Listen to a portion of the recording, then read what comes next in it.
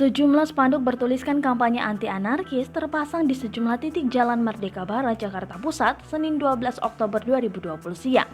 Berbagai macam spanduk atau banner mulai dari tulisan "Jangan ajarkan anak SMK anarkis" hingga "Anarkis sama dengan PKI" menghiasi taman yang berada di tengah Jalan Medan Merdeka Barat. Namun, ada sebuah spanduk yang cukup mencolok terpasang di seberang kantor Kementerian Politik, Hukum, dan Keamanan, bahkan sepanjang Jalan Medan Merdeka Barat.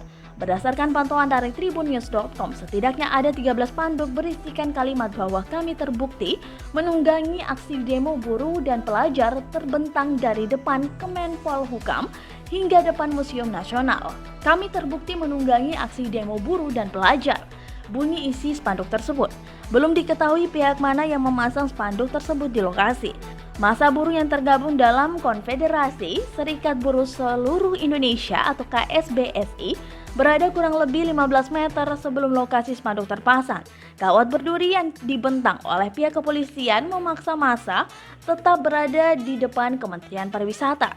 Adapun aksi demonstrasi ini ditujukan karena pihak buruh, dalam hal ini KSBSI, merasa dibohongi atas isi dan pengesahan Omnibus Law Undang-Undang Cipta Kerja yang disahkan oleh Dewan Perwakilan Rakyat Republik Indonesia pada 5 Oktober kemarin.